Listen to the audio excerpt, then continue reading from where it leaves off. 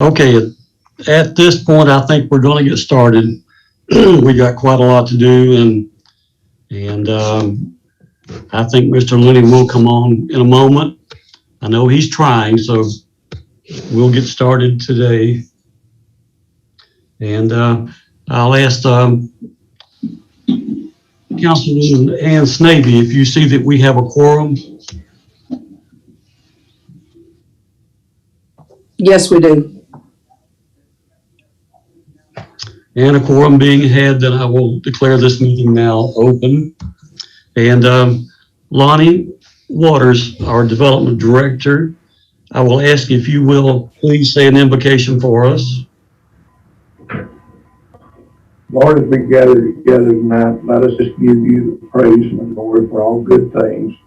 Lord, we just ask you to watch over everyone. Lord, we just ask you to watch over our emergency personnel, police, fire. Watch over all the first responders. Give them strength. Give them help.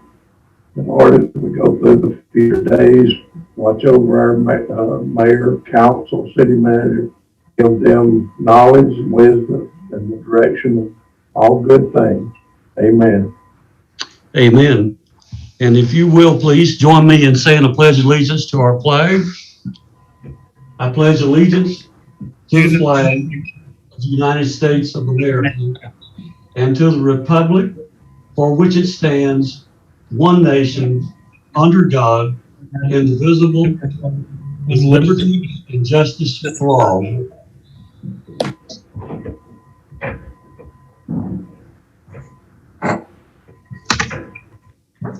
Council, we have in front of us the agenda as presented. I would entertain a motion at this time that we adopt our agenda. Make a motion, we adopt the agenda as presented. And I need a second. Have a motion and a second to adopt. Is there any further discussion? All in favor, please say aye. Aye. Opposed, same. The agenda is adopted. Council, you also have in front of you the minutes of our January the 4th, 2021 regular council meeting and the January the 11th, 2021 special call meeting. I would entertain a motion that we approve these minutes as submitted. So moved. In a second, please. Second. All in favor, please say aye. Aye. Opposed, same. And that motion carries.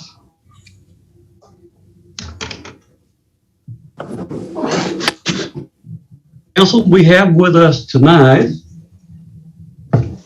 we are partnering with the Pickens County Historical Society, and we have Mr. Greg Moore on with us. And we're going to present, well, we're not going to actually hand it to him because that's difficult in this particular time, but we're going to present to the Jasper Historical Society a check for $7,500. And so Mr. Moore, consider that check has been done by our council and approved and will go to you. Now, my question, sir, is how you would like to actually take physical possession of that check. I can come on and pick that up. I'm not the treasurer, that is Dan Poole. So I will work with him to make sure he's there at his place of business, and then I'll pick up the check and then present it to Dan so he can get it deposited to our account. That would be great. I would like to invite you and Dan both to come down to the mayor's office tomorrow if you can, and let's see if we can take care of that and maybe get a picture of it. I would love to have one. Okay? Yes, sir. I'm all for it. Thank you, sir.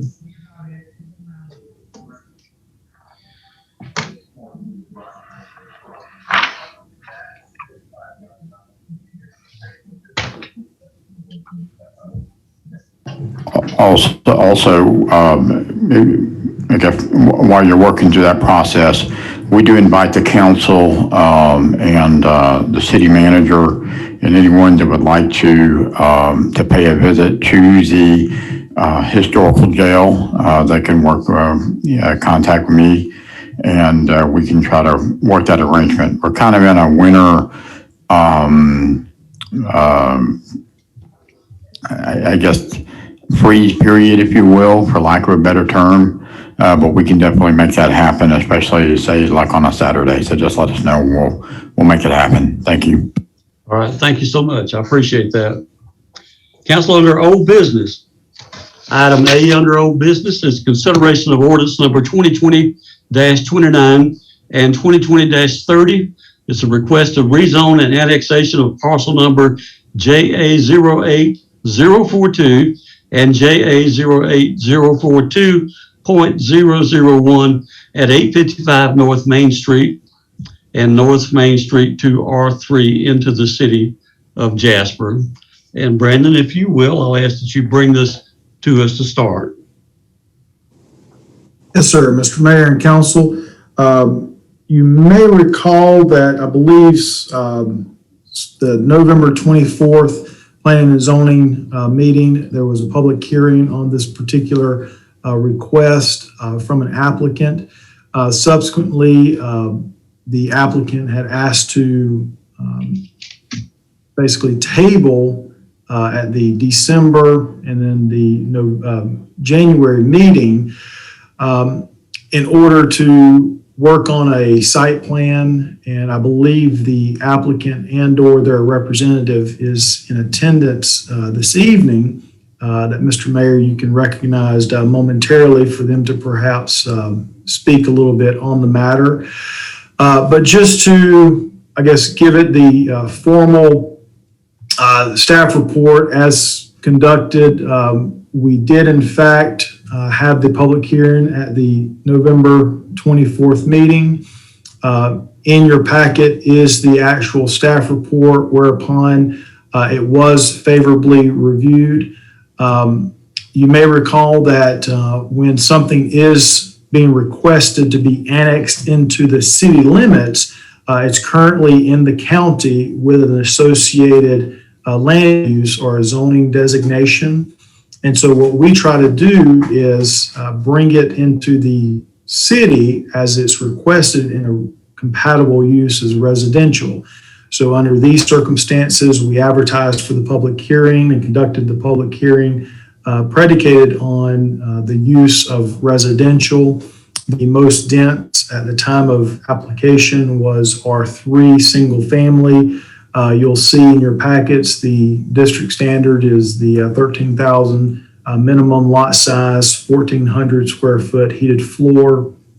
I think that the surrounding land uses of residential, although perhaps not quite as dense as the proposed standards, it is compatible in so much as it does not appear to have any issues with providing services, utilities, city services. It is adjacent to a parcel that is in the city, so it is a candidate for annexing. We did review the request, and although that in your packet tonight, the site plan as presented does not seem to comply with the district standards of R3, the request to annex in and to request to annex in as a residential could be considered. However, staff would recommend that if this is favorably considered for approval, that the applicant is to present you all with a site plan that is in compliance with the R3 standards. I will bring up the site plan that the applicant bring in. He has done a good job in trying to address some of the concerns that staff had in regards to the actual, we don't necessarily think of density in so much as making sure that the lot sizes meet the criteria and the minimum floor plan. Once again, from an annexation request, they're asking to come into the city. The only zoning that appeared to give them some level of density that would be accommodating is the R3, detached single family. I do not know what that would calculate out to in terms of a yielding per acre. However, the proposed 75 lots, unless the lot sizes are 13,000 square foot with the associated minimum heated floor space of 1,400, then that in and of itself would not be in compliance with the district standards of R3. I do want to point out that the applicant has proposed a secondary means of ingress egress, albeit I believe it's a proposed emergency entrance. So staff is appreciative of that add-on to the agenda or to the site plan, which you'll see where my cursor is. Beyond that, we did ask that the stream buffer is 50 foot. We have had some conversations with EPD that has identified that particular stream as requiring a 50 foot. And based upon a local issuing authority and based upon some of the concerns expressed by the residents during the public hearing at the November 24th meeting, we did feel as though that it was prudent to exercise our own due diligence in establishing a 50-foot buffer to help mitigate any concerns of downstream flooding with the encroachment of any sort of impervious surface. So that is not reflected on the site plan. So once again, it was favorably received as a candidate for annexation and the land use as residential. However, we think that the site plan would need to be modified and brought into compliance with the R3 standards if this is something that the applicant is continuing to pursue and if council would like to favorably receive it. So beyond that, Mr. Mayor, I think the applicant or the representative may be here if you want to recognize them to maybe talk a little bit about it, the project. Okay, and who would represent this to this project to us tonight, Brandon? Ms. Martin, are you going to speak on behalf of Mr. Westbrook, or is he? Actually, Mr. Westbrook and Jane and Joel Neighbors are at our office. They're there. I have been out for a week and am at home right now. So, but I am available. But I think that they have pretty much everything that needs to be handled. I think they can address that. Okay. And So, Brian, are you on? You guys hear me? Yes. Okay. All right. I want to make sure because Hey, Brandon. I had a little bit of a communication problem earlier. So. Hey, Brandon, I submitted the new site plan with some points of interest there. Did you receive that? Should have been in your packet. yes, we have sir. that- we have that up, sir. No, the points of interest. These units are attached. They will be attached, and the minimum lot size under the attached, I think it's medium density, is the lot size 4,360 square feet. And that's what the lots are set up for. And as far as the buffer, that creek has been declared not a trout stream, which the buffer is 25 feet from the center on each side. And we have that documentation from the EPD or whoever issued that letter, I believe DNR. the DNR. Right.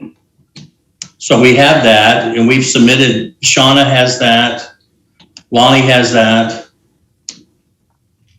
And we changed our plan to try to fit with as much as we can within the R3 box, which the minimum lot size is 4,360, and we can meet that.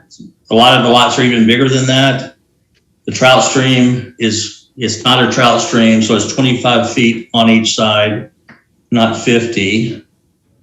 And we got away from the 13,000 square foot lots with this new plan. And I tried to get a meeting with you in, a week and a half ago to make sure you understood this. And I know you said you were busy, but. So, Can you see the site plan that's pulled up, Mr. Westbrook? Yes, Okay, is that the site plan we should be speaking? I am having a hard time hearing you guys though, so please bear with me, okay? Okay. The site plan that I received on Thursday is what is pulled up. It does appear as though that so you're advising that these would be considered detached or attached? Attached. Attached, okay. 4,360 square foot lots, which is under the medium density, which we're at 4.7. I think the medium density is, I want to say it's 6 under the attached.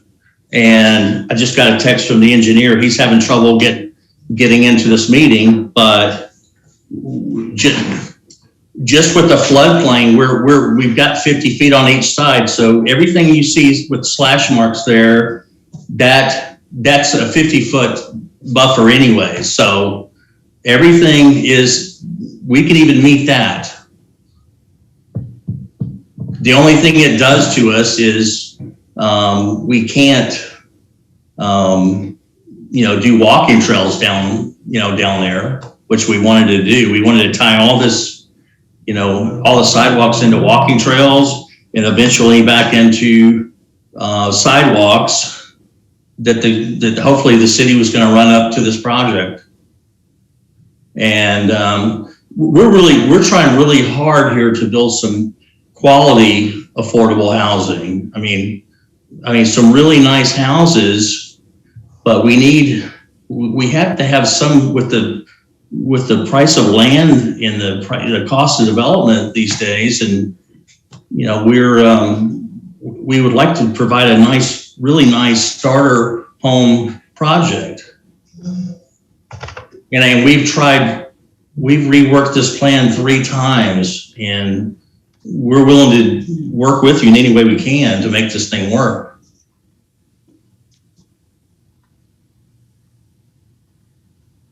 And just not to dispute Mr. Westbrook, but just for mayor and council, I did receive the email on Thursday, and it was advised that we've redesigned our plan and to address some concerns and clarify our zoning request, reduced density to 4.7 units per acre, R3 single family attached, second entrance for emergency access.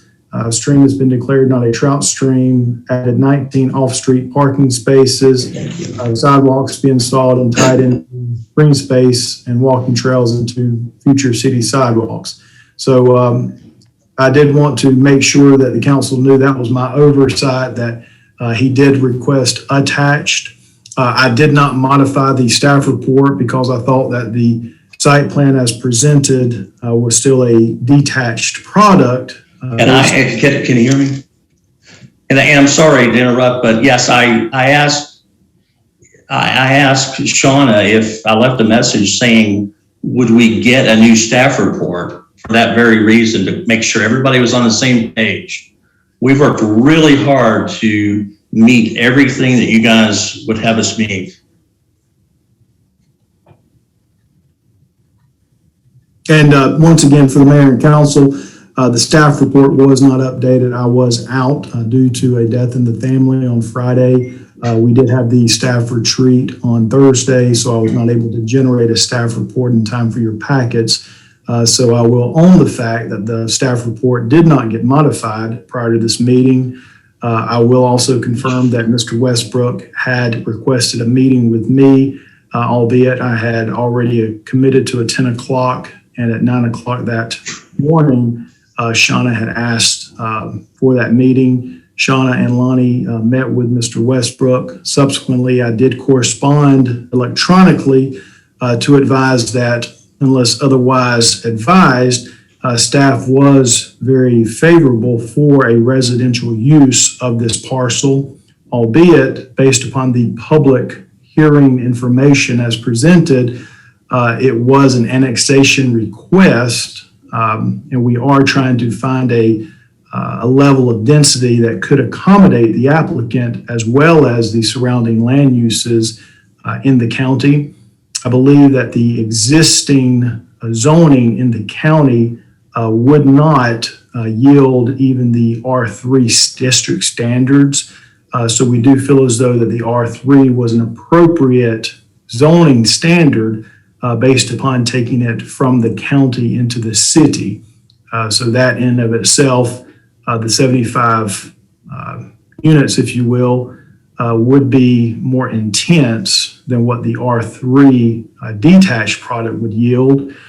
With regards to an attached product versus a detached product, not to put Mr. Syfan on the spot, but I would want to ensure before any sort of decisions are made by the elected body, Mr. Syfan can weigh in on whether or not the deviating from an detached product from an attached product, if that would warrant any sort of additional steps that we would have to take by way of a public hearing, or if it had to go back to planning and zoning. I do not want a technicality if this is favorably reviewed as a attached product versus a detached. Well, I ask something, could we do this as a blended product? So we have some that are self-structured alone, and then we have some that are attached? Would that be a possibility? Ms. Martin, can we hear from our attorney first, please? Yes, yes. Thank you. Mr. Syfan? well, off the top of my head, I can't remember a distinction within the zoning ordinance as to attached versus detached in R3. You know, looking at the site plan that's up on the screen before us, the site plan to me, and of course I'm no engineer, but does not look like attached products. The site plan to me looks like individual lots with individual houses on each separate lot. So, you know, to call that an attached site plan, I'm struggling a little bit because some of them are clearly not attached to any other structure or building, and you got property lines going between them. So, you know, to me, it's a site plan of detached structures that have to meet under the R3, the 13,000 square feet requirement, which is what the zoning required at the time of application. So, although I think the city is positive about this project, you know, the site plan as presented, I don't think it complies with the requirements of the R3 zoning. And I'm just saying that up front because, you know, at 13,000 square feet, you got 16 acres, just roughly in my head, that's like a 50 lot subdivision.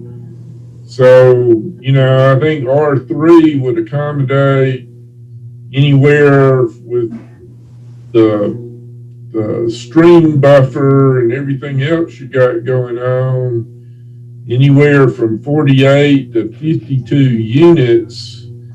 But I don't see how you get to 75 units under the R3 zoning. So I wouldn't want the city to annex this development in with the developer having a false sense that they are going to get 75 lots under an R3 zoning. Mr. Syfan, can I ask a question? Sure. Yeah, we clarified that before with as far as under the R3, it's either single family, detached, or attached. I made it clear that they are attached. This is simply a site plan. Those buildings will be attached. The ones that can't be attached, if you don't want those on there, we're happy to delete those. We're happy to delete those. But under the attached R3, we can attach those in any manner that the city would require us to attach them. Like I said, the problem has been we don't fit exactly into any box perfectly, and therefore we were kind of shooting in the dark a little bit. But the lots coming off where you have the drive, that will be the main drive-in, and the cul-de-sacs will be a public street, and the drives off will be private, which I believe we meet that because, I think that says you can do private or public streets. So those will be private drives. Okay, gentlemen, I have one quick question here to clarify before we put this to our council, and that is, I want to make certain that you understand that you have an absolute right to ask us to annex in, and our council has an absolute right to say yes or no.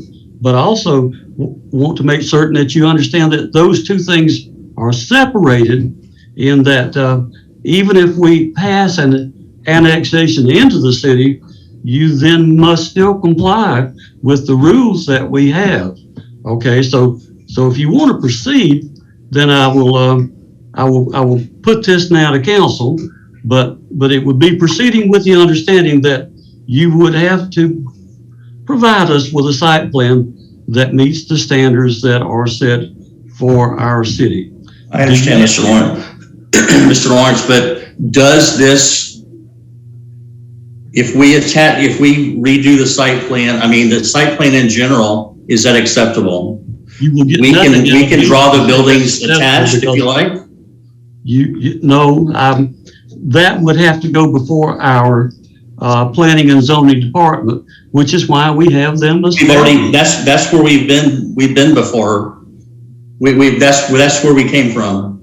In this particular case, it is up to you to ask us.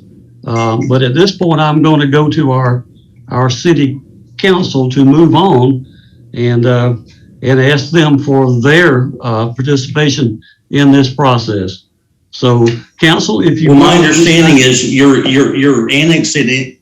The city chose the R3. We did not choose R3. Okay, that's what they wanted to annex us in under. We didn't pick it. We just simply said we'd like to be annexed, and this is what we'd like to do. So we didn't choose the R3, but we're happy to meet the R3 attached. And Mr. Mayor, just to clarify, you'll see before you the zoning application.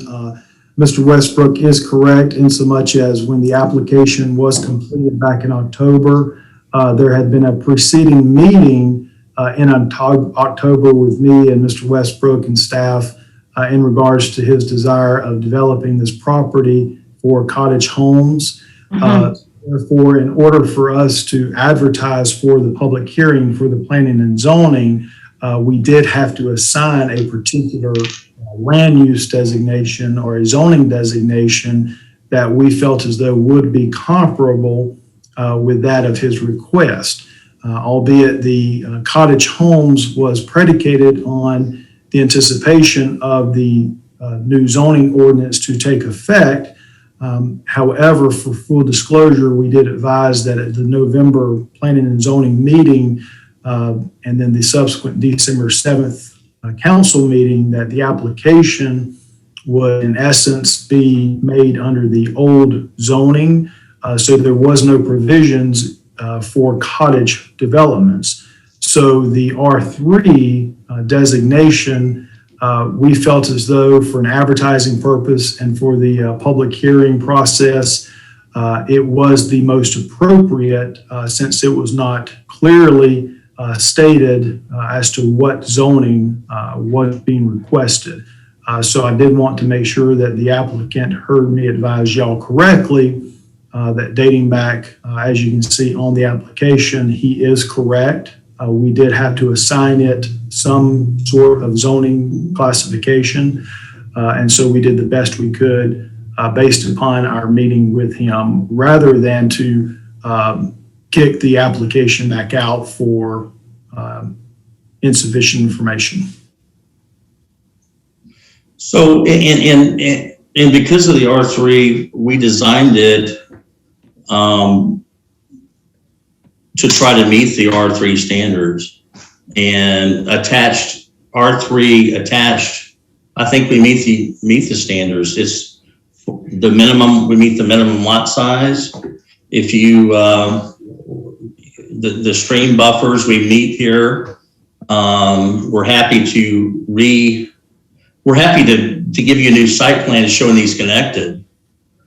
But we're trying to build some very nice, affordable homes here in the city, and we would like your help in doing so.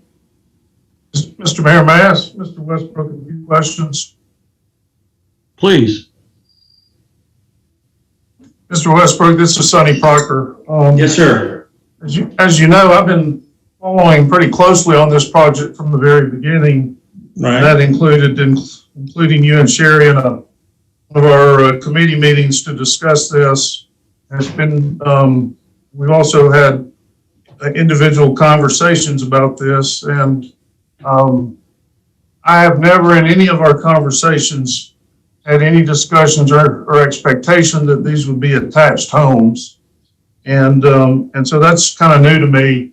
And I have to defer to legal on whether or not what planning and zoning saw is close enough to this. But in that meeting, we did have some pretty good discussion from our citizens. And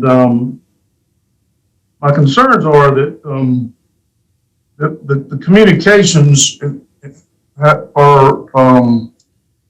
for whatever reason, have not been really to the point where we have something that we can actually lay our eyes on, whether it be concepts, which we asked for in our original committee meeting.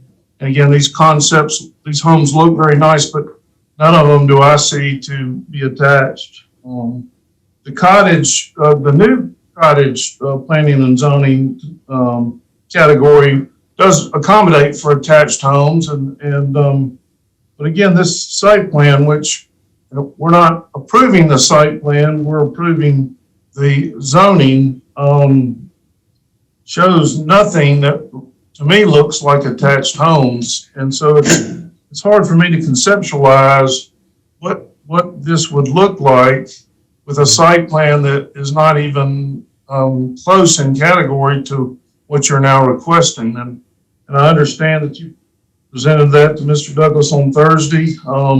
That's one business day ago, or if you want to include today, that's. I asked for a meeting a week and a half ago, and with all due respect, I believe Brandon offered a meeting directly after our council meeting a month ago. And okay. And so at least, I mean, I can go back and look at my emails, but I'm pretty sure that he sent out an offer to meet at that time, and it was only last week. And I mean, you asked for a meeting, correct? I certainly didn't get one, but I had no response to a meeting. I actually said that I could meet anytime this week to make sure we didn't get to this point right here. Yeah. So we're happy to do them attached. If you would like them detached, we're even happier. We want to do something nice, but please the city as well. And from day one, we did not start out to attach anything. We fell into that, trying to get these in the plan R3. to work with R3. And that's the problem. I think all along, we had a vision of the cottage zoning coming into play and this being the perfect product for that. Okay, at this time, I'm When we say cottage homes, we're not talking about your cottage zoning. We call them cottage because they look like cottage homes. So please don't confuse that with your cottage, the new cottage zoning. I don't know what an attached cottage home would look like, aside from and separating that from our cottage zoning. I have no Council, idea. if I could, at this point in time, it looks like we don't have enough information, and I would entertain a motion to table this until we can get further information.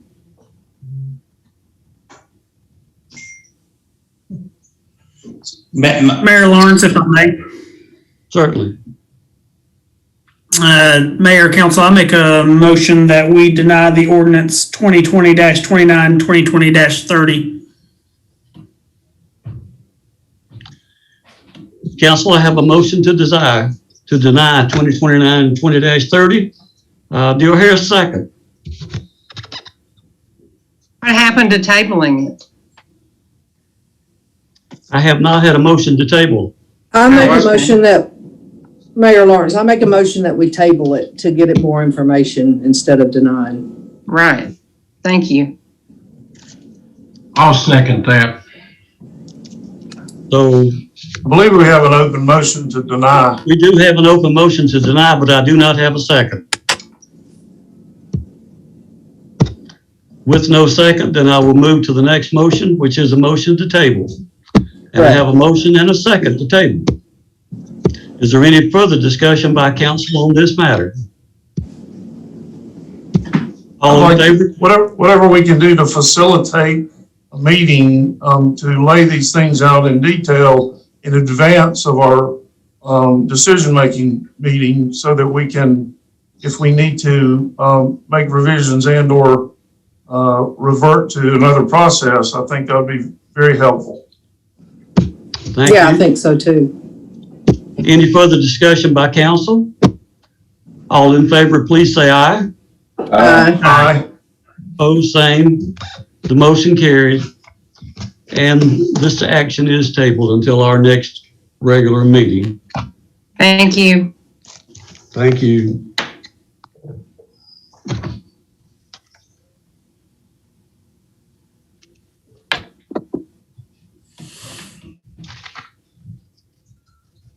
Our next item is item B, final consideration and approval of ordinance number 2021-01 for the adoption of the amendment of Chapter 94 City of Jasper zoning ordinance zoning map in the addition of Chapter 95 signs to the official code of the City of Jasper by ordinance 2021-02. And Brandon, if you will, please bring this to us. Yes, sir. Mr. Mayor and Council, you may recall that at the January 4th meeting, we had the first read, if you will, or the introduction of the two aforementioned ordinances. This is stemmed from the fact that at prior to the December 7th meeting, legal and I had conferred, and we felt it best to essentially reset the process that had already been essentially foregone of updating our zoning ordinance.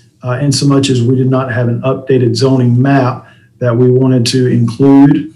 So between the December 7th meeting and the January 4th meeting, staff had gotten the map updated to reflect the most current iteration so it could be considered along with it. You all did have the introduction and favorably considered it.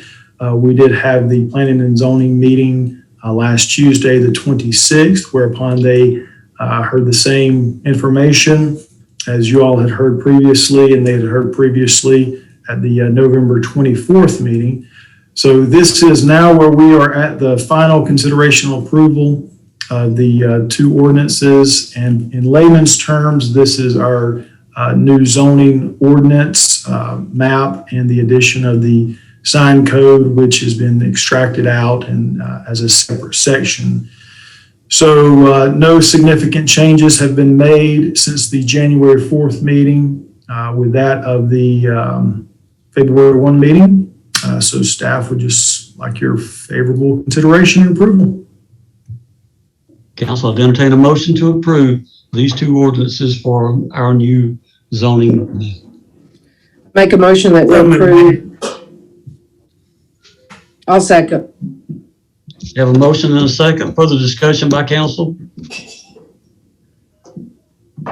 All in favor, please say aye. Aye. Opposed, same. Motion carries. Hoorah. Hoorah. Under new business, item A, consideration of ordinance number 2021-03 for the request to de-annex parcel number 0292B098 at 677 Lumber Company Road from the City of Jasper. Okay, Brandon, let's talk about de-annexing.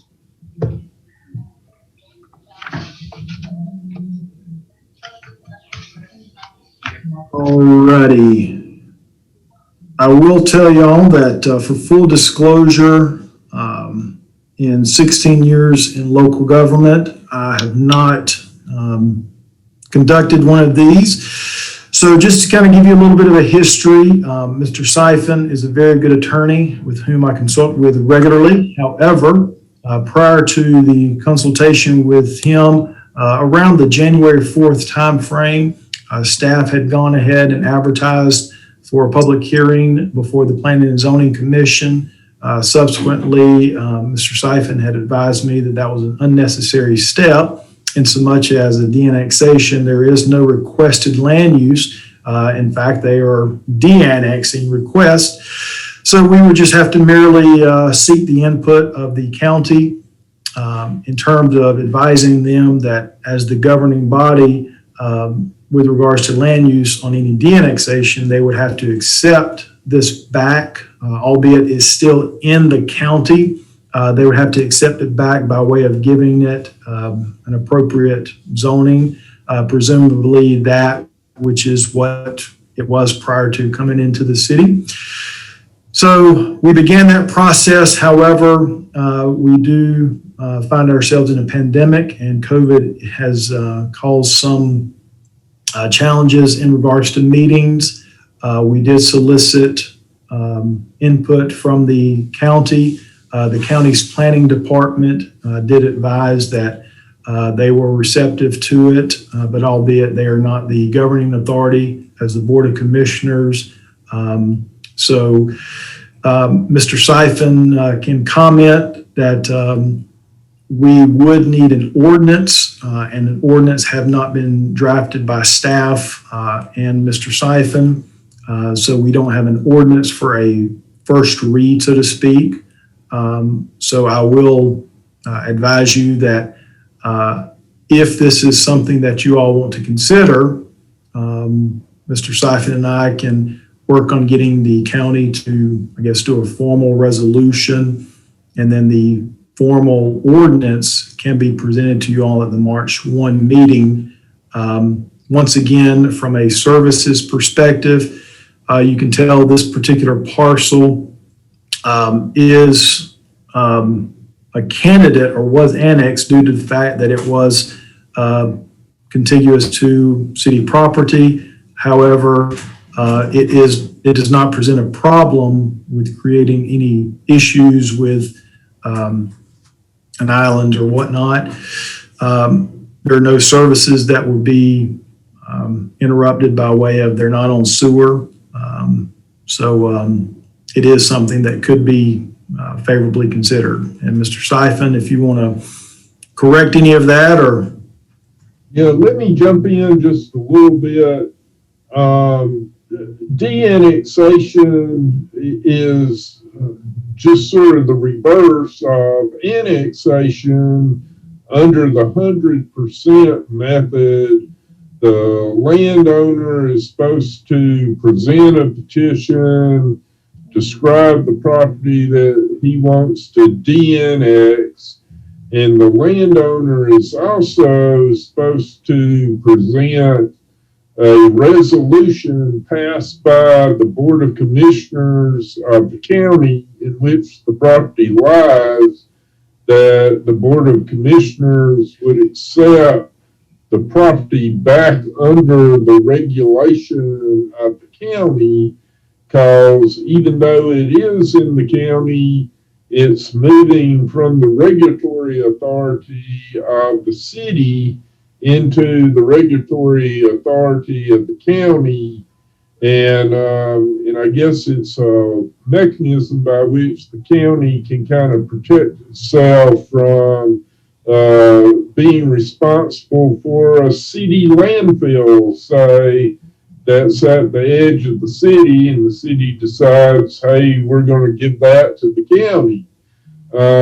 So what the statute says is that the landowner has to secure a resolution from the Board of Commissioners, in effect accepting the property back into the county, and then with that resolution presented, we would do a de-annexation ordinance, sort of like an annexation ordinance, and have a first or an introductory meeting and then a meeting where it's passed. So I think the city manager's right on the mark that we can draw up a de-annexation ordinance with the expectation that the landowner will get a resolution from the Board of Commissioners and have it available to be introduced at the March 1st meeting and passed at the April meeting. So I'd be glad to answer any questions, but that's it in a nutshell. Council, any questions of our city attorney before we proceed? If not, then I would entertain a motion to grant the request to de-annex parcel number 029B098 at 677 Lumber Company Road from the City of Jasper. So moved. Getting another resolution at our next meeting. So moved. Second. Have a motion and a second. Is there any further discussion by council? All in favor, please say aye. Aye. Opposed, same. The motion carries.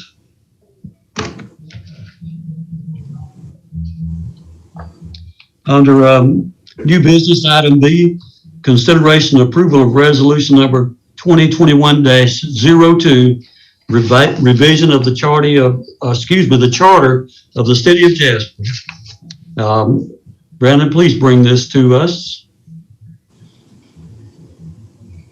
Yes, sir. Mayor and council, you may recall from all of a couple of days ago at our Thursday, January the 28th, planning retreat.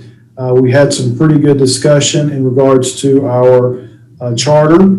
Subsequently, I believe that the administration committee had essentially given Mr. Syfan some clarity in regards to one of the items of the charter. I am not sure if Mr. Syfan wants to kind of hit on some of the high points or if council wants to hit any of the high points, but in effect, I do want to make sure that this is something for the record, that the charter as our governing document of how we operate by way of, kind of our organizational, I don't want to say chart, but our whole identity as a city is our charter and how we do business, how we govern, how we lead, how we manage. So we are trying to take an existing document that had some identified inconsistencies and try to update those, as well as trying to just make it, I guess, a more solid document. So the time frame is that as the local body, you all would adopt a resolution that would then be taken to our newspaper for advertising, that we would be looking at a charter or a local piece of legislation that would be introduced by one of our local legislators. It would go through the process at the state capitol. And then at that point, it would be in their process and ultimately signed off by the governor. The time frame, here we are on February 1. It could conceivably be summer before this is in effect in regards to a governor's signature or upon passage. So that could be March or April if the legislature doesn't cut the sessions short. So we did want to just go ahead and have a work session or planning retreat to discuss this. And I'll let Mr. Syfan kind of correct any of my oversights or maybe add some of his own discussion points.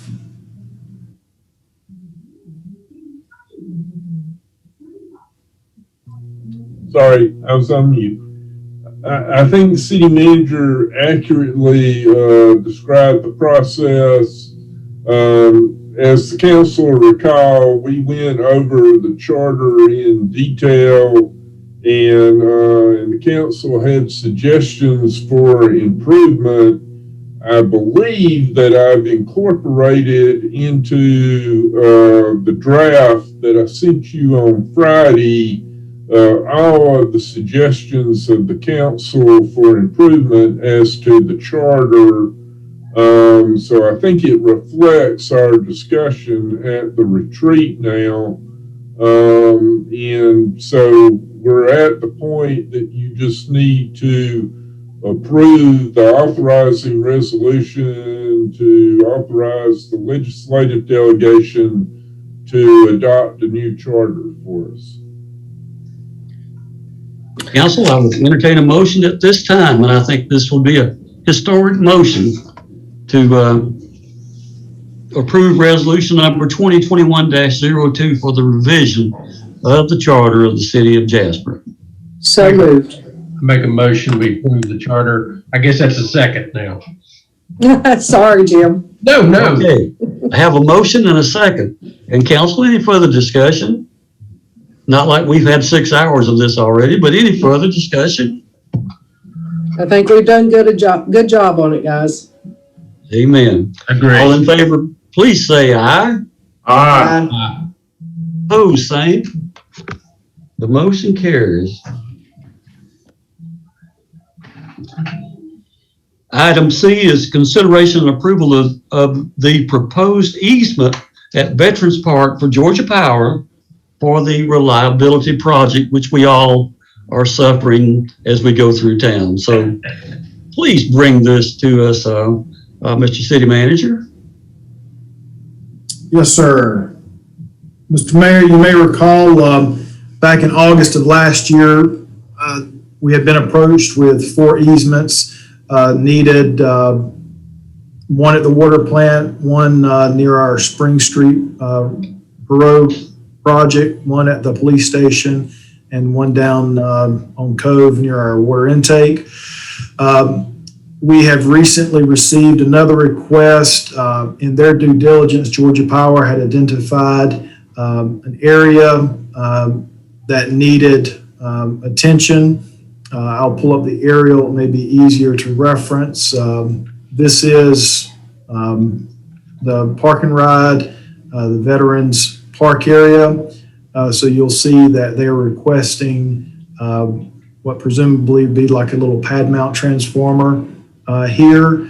Staff has no issues with it. I believe they do have it listed as the city and Pickens So I believe the county was going to consider this at one of their meetings, but in light of COVID, I've not spoken with the chair to see if they have actually executed. But from staff's perspective, this is something that you all could favorably consider. Mayor, I will recuse myself from this vote.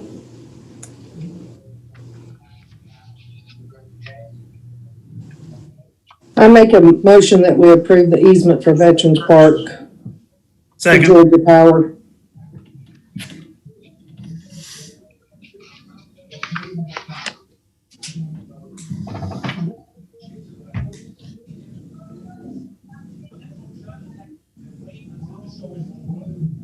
Hello? I believe the mayor lost connection for a moment. Yeah, Oh, gotcha. you froze up on us, Steve. Did you call for a vote? I did. Can you hear me now? Yes, Now sir. we can. Just think about this. I have fiber now. Is that not just amazing? Okay, council, I'd entertain a motion for the approval of the proposed easement at Veterans Park for Georgia Power. I made the motion and Kirk seconded. Okay, we have a motion and a second. Any further discussion? Mayor, please show I was recused in the minutes, please. I will. All in favor, please say aye. Aye. Opposed, same. And the motion carries, and please note that that the Honorable John Faust was recused from this vote.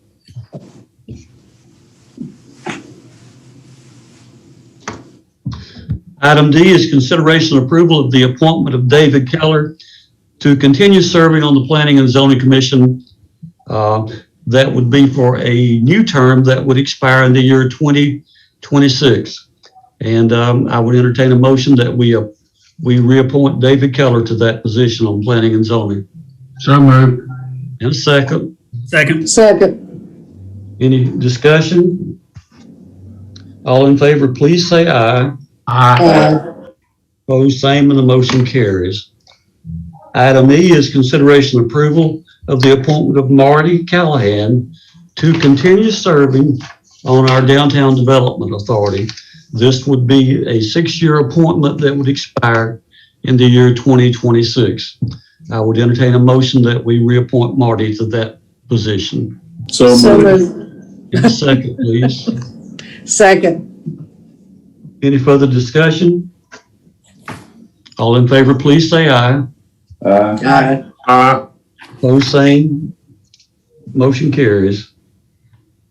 Item F is consideration and approval of the appointment of Brad Stevens to continue serving on the Downtown Development Authority.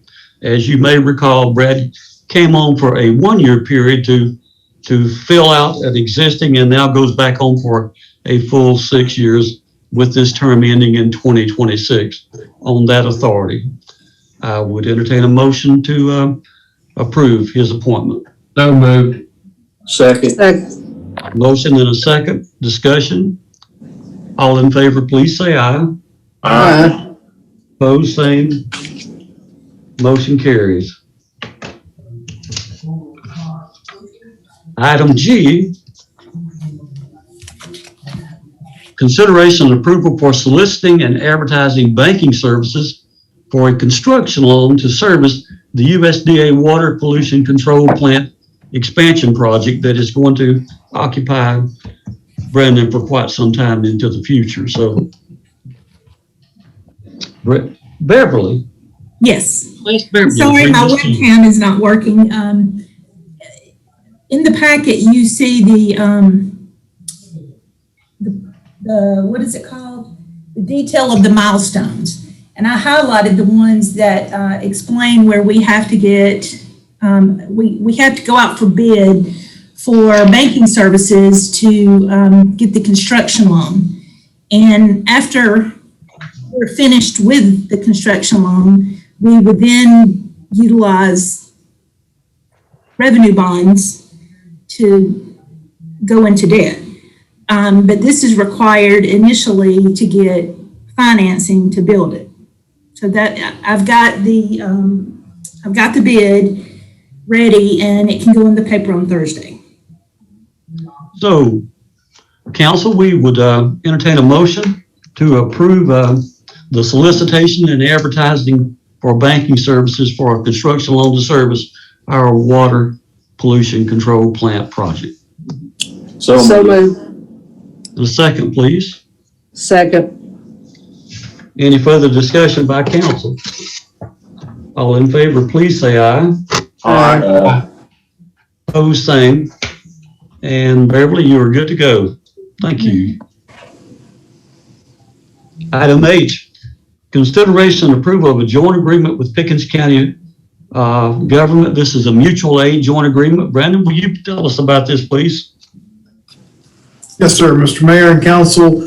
I'm going to say this, but I have a feeling you may not recall, but you may recall that about a year ago, we did consider this same document in conjunction with the county. However, it did expire. I believe this new document, or it will expire, I believe, in March. This new document, I think, is for 3 years. March of 2024, I believe, is when it expires. So 4 years, 3 years.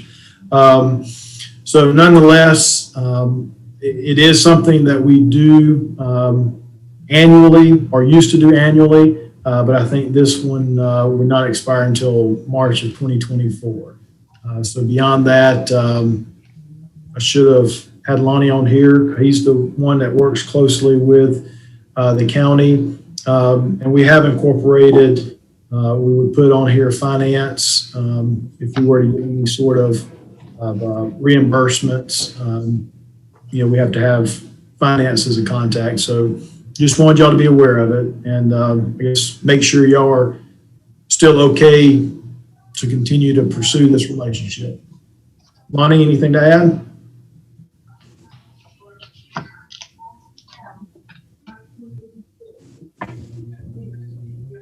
Council, at this point, I would entertain a motion to approve the consideration of, and approval of our joint agreement with Pickens County. Go ahead. Before y'all make a vote, can I just make one comment on the mutual aid? Can't wait. Both the state and the feds require you to have this mutual aid agreement in order to get reimbursed in the emergency situation, like a tornado hits the town, and to handle the debris and whatnot resulting from the tornado, you get help from Pickens County.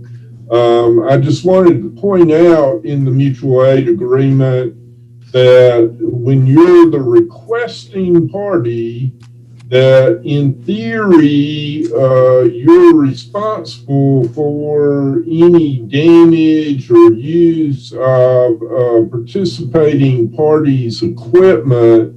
So like if Pickens County sent a fire truck into town and a tree fell on it, in theory, Pickens County could make a claim to Jasper for payment of that, and also make a claim for payment of overtime and related costs. Now, the way it's contemplated it work, that the state or feds would declare a state of emergency for Pickens County, and then it'd be a pass-through to the state or to the feds. But I just wanted y'all to realize that the mutual aid is a great agreement, but you can be on the hook for expenses, and but sometimes you just don't got any choice. You're faced with an emergency, you need the help, and the mutual aid, allows you to qualify for state and federal aid. So I just wanted to bring that to your attention so that you'd realize that those provisions are within the mutual aid agreement. And that's all the comments I have. Thank you, David. Well, Council, I would now entertain a motion to consider approval of the joint agreement with Pickens County. So moved. Second. Second. Motion and a second. Any further discussion by council? All in favor, please say aye. Aye. Those same. Motion carries. Item I, and this will be a first for me, so I'm interested in this as all things. Consideration approval for advertising a four-way stop at the intersection of Old Philadelphia Road Extension and Collins Road. And Brandon will be more than happy to talk to us about this, I'm sure. Yes, sir. Mr. Mayor and council, this will actually be my first as well since arriving at the helm of city manager February of 2019. Albeit this has been something identified about a year or so ago as a need. I will show that the particular area we are talking about is right here. This is Rolling Tire. This is Walmart. You'll see that when you come through this intersection, it's regulated by a four-way stop. Last year, in conversations with Chief Lovell, Adam, our street guy, and Lonnie, you'll notice that currently this is a through thoroughfare with no stop signs. There is a stop sign at Noah. This does create a little bit of a challenge to motorists that are exiting out this way, in so much as the sight distance is not very favorable.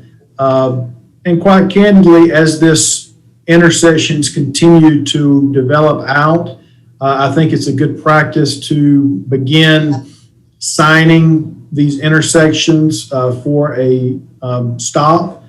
And I believe historically the city manager has sought, I guess, input or approval from the elected body to go ahead and advertise. Procedurally, what we would do is, if this is favorably considered, we would install the breakaway poles with a stop sign. We would put a trash bag over them. We would advertise in the newspaper that this will become a controlled intersection with a stop sign here, here, here, and here. And then I think after about a 2-week period, we would slowly remove, not slowly, but remove the trash bags and slowly begin giving warnings to persons who don't recognize it as a controlled intersection. So I think, Lonnie, I've probably accurately reflected the process, but please correct me if I'm wrong.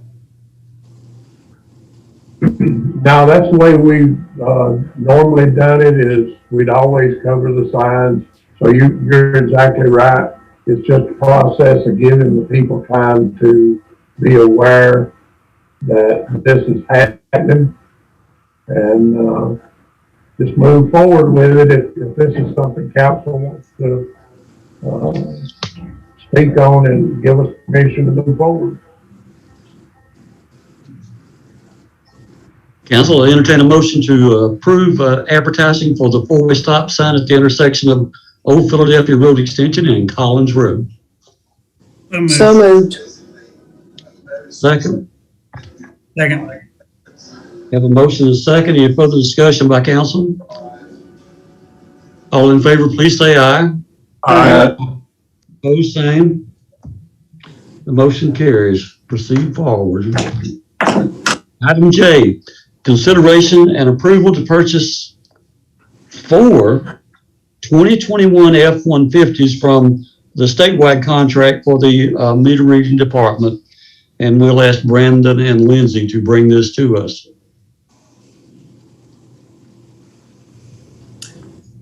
And just to kind of put in perspective, the Herculean task of doing some fleet management that we identified as a priority in February of 2020 at our retreat.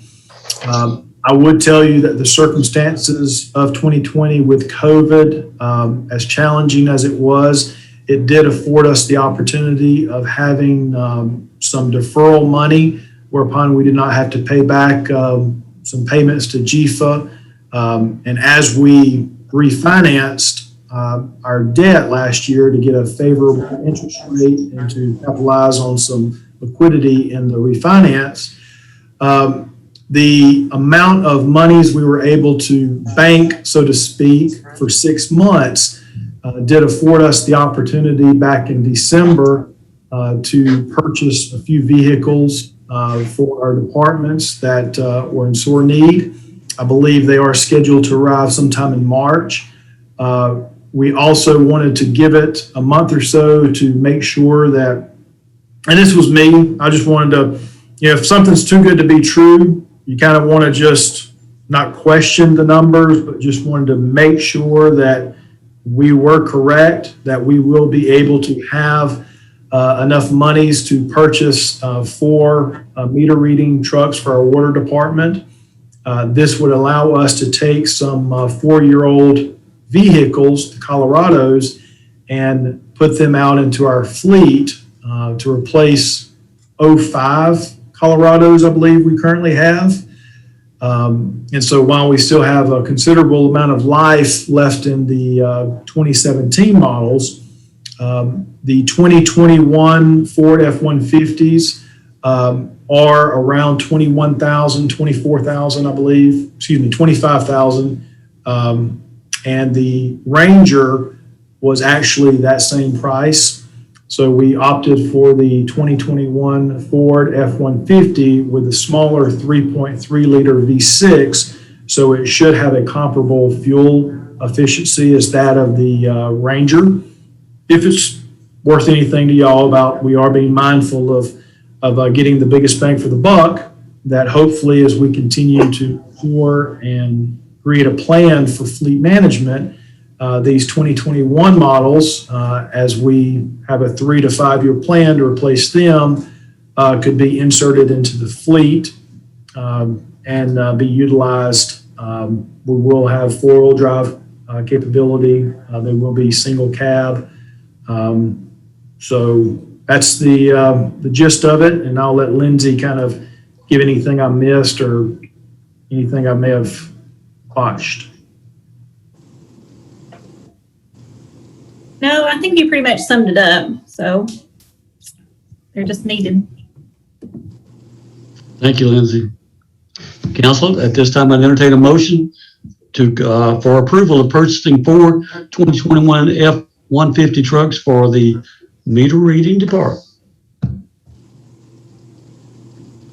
So moved. Second. Motion and a second. Any further discussion by council? All in favor, please say aye. Aye. Opposed, same. Motion carries. Under item K, consideration and approval for soliciting and advertising for 2 Tracos for the water department. Brandon and Lindsay, if you would, please. Thank you, Mr. Mayor. Can y'all hear me okay? Yes. Just to reiterate again, I'm very excited that you all made the commitment last year to allow us to continue to defer or to bank these GFA monies. It affords us the opportunity of securing over $250,000 worth of savings that we are able to make these needed purchases of vehicles and equipment. The aforementioned 4 vehicles from the statewide contract, we can piggyback off of their, normally people cannot just go and get a 2021 Ford for that price. So thank y'all for that. The track hose, we do feel as though they will exceed the amount that we would need to advertise and bid. I am not aware of a state contract where I could get a really affordable track hoe. 2 is what we're seeking. We will not know exactly what the costs are going to come in. We have a general idea that we do want and I'm not an operator of one, so I'm just going to say a smaller one and a larger one. The smaller one is something we do not have currently when we go into these residential areas. The larger ones, what I've been told, can be a little cumbersome, and it's kind of taken a mallet to swat at a fly. So I think we want to explore probably one just under $40,000. The other one would probably be in excess of 60, 65. So we have to see how everything plays out financially. And I'll talk a little bit specifically about our goals as we go into item L. But beyond that, this is just merely to seek your buy-in to let us advertise and hopefully present to you all March 1st what we find out. So moved. And a second. Second. Any further discussion by council? All in favor, please say aye. Opposed, same. And we can start our solicitation. Item L, consideration and approval for soliciting and advertising for pipe needed for the joint water project with Pickens County on 136. And Brandon, this might be your time to tie in. Yes, sir.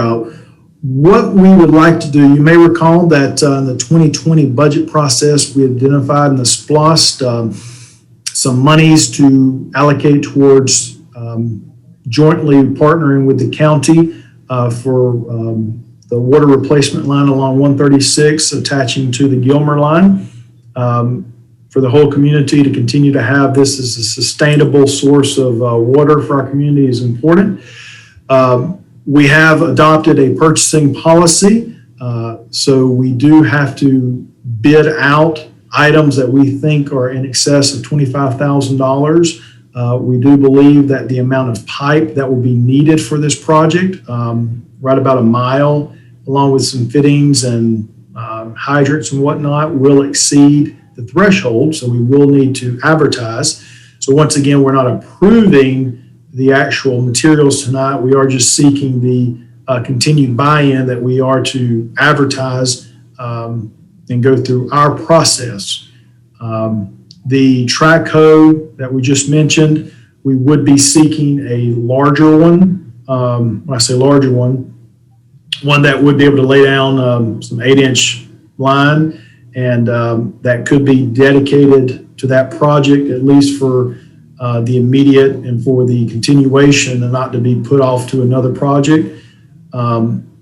We have one track hoe that is down in our street department. So once the 136 project is done, conceivably we could take one of the larger track hoes in the water department and reassign it to the street department to help absorb any sort of cost that would have to eventually be incurred by the general fund. We could just offset that by having one of the resources put over there. So a little bit of knowns and unknowns, but if y'all are okay with us going ahead and advertising, hopefully we'll get some good prices and go ahead and secure those so that as we continue to move forward with the county on this project, we can get it done. Council, entertain a motion to advertise for the pipe needed on the 136 connector. Make a motion to approve the solicitation and advertising for this water project on 136. Second. You have a motion and a second. Any further discussion by council? Brandon, do we split up the materials at 50-50 between the city and the county, and they go through a similar process? Is that how we operate that? What we have essentially met with, you may recall, council that Dr. Proctor brought before y'all at the January meeting. We had a favorable meeting with the new chairman. We are looking at approximately 2 miles of line needed to be replaced. So the easiest way would be that we would go ahead and try to secure our mile, and then they would secure theirs. I did tell David to go ahead and include hydrants so that if there's any needed replacement, we'd have those in the shop as well. But yes, sir, we are looking at 50-50. Any further discussion by council? All in favor, please say aye. Opposed, same. And the motion carries. Item M, consideration and approval for soliciting and advertising needed for the water project at Worley Crossroads on 515. And I'll let Brandon bring this to us, if you will, please. Yes, sir. And we did, Charles Jones and I, along with Lonnie, met with Lamar Rogers with Turnip Seed on Thursday on a host of issues to talk about, but this was discussed that we are going to be seeking out the different components of the lift station. We would be doing the labor in-house and/or getting some professionals to plumb or electrical, but ultimately what we are soliciting and advertising for is the material parts, not the project in and of itself. So it's been engineered and designed. And so what we do is take those that information, put it out to bid, similarly to what we did with the raw water intake. So we don't know what the exact cost would be. There are several components. It's not just kind of a, if you bid this out to one contractor, they may take all those components, add in any sort of their overhead, and it could be 100,000+. So by doing it this way, we're hoping 40,000 worth of total items, but you could have one item exceed 25,000. So we want to go ahead and get y'all's input into advertising. Council, entertain a motion to approve the solicitation and advertising for the lift station at Worley Crossroads. So moved. Second. Have a motion second. Any further discussion by council? All in favor, please say aye. Aye. Opposed, same. Motion carries. Item N, consideration and approval of cost to repair fire engine number 2 at an amount not to exceed $15,000. We'll let Fire Chief Steve Roper bring this to us. Good evening, Mayor and Council. As some of you know, and some of you may not know, Engine 2 has been at Peterbilt of Atlanta since December 10th. History of the problem, it overheated and shut down on a residential house fire Thanksgiving Day. It was worked on locally to no avail. We had it taken to Peterbilt of Atlanta, who have worked on the truck before. They determined that the radiator was corroded and stopped up, which is consistent with a head issue that we had with it last year. They took the radiator out, had it rebuilt, put it back in. There was a leak on the neck, took it back out, sent it back to the radiator shop, put it back in, still had an overheating issue. Then the cab raised cylinder burst on it, had to be replaced, which damaged the cab lock, had to be replaced. Now they've decided the water pump is the issue. This has been an ongoing problem. Like I said, they've had it since December 10th. I've got 1,000 different stories as to what's wrong with it. Finally got them pinned down. They think it's the water pump. It should be ready reasonably soon. Repair costs now are at about $9,200. I'm asking for, repair costs up to $15,000 because, to be quite honest, I don't know what they're doing. Every other day they find a new problem with it and fix where it has to be fixed. Like I said, I'm at $9,200 right now, but it should be close to completion. So I'm asking for repair costs up to $15,000 in case they find something new tomorrow. And Mr. Mayor, Bottom line, the truck's been out of service since right after Thanksgiving. The 98 model, this truck's a 2003 model. The 98 model that we replaced when we bought the new engine in 2019 has been asked, obviously, to step up and carry the load as a second out truck, and it's not capable. It needs to be completely overhauled, which is tens of thousands of dollars that it's not ready for, and we're not either. So I've got to get engine 2 back on the road. Brandon, if you would, please. Yes, sir. And just, we had moved forward, Councilmember Raffield and I, as a chairperson over the committee, we moved forward on signing off on the preliminary estimate. And as Chief just described, it's kind of manifested itself into something bigger. So although it is below the threshold that is within our ability to sign off on, I just feel like it's better to present y'all with and give the chief some leeway. We do not have the ability from an operational procedure to not have this done. And this is the least expensive option for us. And I was going to say something about my purchasing policy barely gets us to replace a valve stem. You know, fire engines are very expensive. So they are, and I apologize. My toys are expensive. I apologize. I did get a call from Peterbilt today, though, that they think they got everything squared away and they're putting it all back together. So in theory, we may be able to pick it up in another day or so without any more expense. But it's been my experience so far, every other day they find something else wrong that needs fixed. So that's why I'm here tonight, crying and begging for a cap. Council will entertain a motion that we approve costs up to $15,000. So moved. Second. Discussion by council. All in favor, please say aye. Aye. Opposed, same. Roper, it sounds Yes, like ma'am. you need to get a new truck in the making, right? Well, you know, the problem is the delivery time. If we ordered a new one I today. didn't hear that. Jim, don't start with me, Jim. He's on mute, y'all. If we ordered a new one today, it would be midsummer of 2022 before it was delivered. Right. And we could do the payment deferral thing, we wouldn't owe a payment until midsummer of 2023.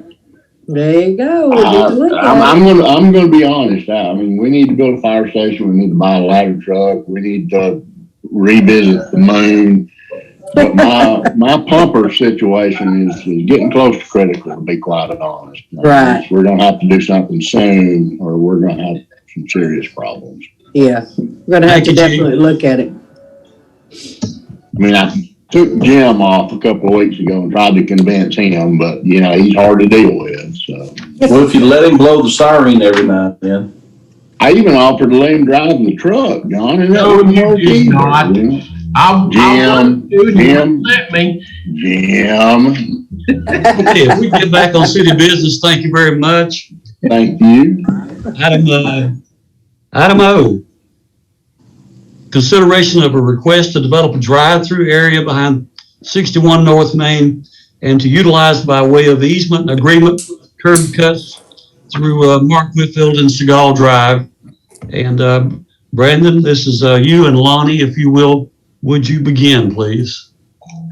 yes, sir. Mr. Mayor and Council, and I believe Ms. Cindy may still be on with us, and I'd like to go ahead and defer her to kind of give you a little bit of information. We do have in your packets and displayed a presentation that Ms. Cindy Jack's Coffee had prepared, and I'm a real big believer that if they've gone through the very good exercise of getting together this information to let them proceed. So, Mr. Mayor, if it's okay with y'all, Ms. Cindy, you can go ahead and kind of get going. Quite all right. Come on, Miss Cindy. Hey, y'all. Thank you so much for talking to me tonight. Can y'all hear me okay? Yes. we can. Yes. All right, perfect. I'm glad you got to take a chance to take a look at what we sent over. We are proposing to come through the two sidewalk areas behind 61 North Main. A couple of reasons why we'd like to do this. With COVID kind of on and off, we feel like preparing our business as a thriving small business on Main Street here in Jasper, to be prepared should we get shut down with in-person dining. Mobile ordering will be launching in 2 weeks. So we will have a mobile ordering pickup, and being able to save our business should something come down again, I think a drive-through makes perfect sense. We're also taking advantage of some of the SBA CARES Act plans right now, where it'll afford us to expand. Right now, we are exceeding our sales projections for the first 4 months of business here in Jasper. Everyone here has treated us pretty well, and we couldn't be more grateful. We really hope that we can work with the new owner of our building, who also owns 61 Main. We are going to work with some rent numbers and some build-out numbers and really make the old Smoke and Mo's come alive again. I really think that moving forward, this is the right decision. It's not directly on Main Street, so the traffic implications shouldn't be too much of an issue. I will also add that I come from an extensive high-volume drive-through background at Starbucks, 10 years supervisor of high-volume drive-throughs. My 2 main supervisors here at Jax also have the same experience. We're confident with the current layout that you're looking at now. It has what we call a 2-car stack, which means the distance between the order box and the window is 2 cars. We are experienced at moving cars through that window with that much room between the order box and the window at 45 seconds apiece. Starbucks drilled that into our heads, I promise you. So if there's any questions or concerns, I'd be more than happy to answer. Okay, at this point, before we do that, we reserve the right to call on you again, Cynthia. I will ask Brandon, if you will, from a staff perspective, tell us a little about this project. Yes, sir. Mr. Mayor and Council, I would like to commend Cindy for her efforts to get this.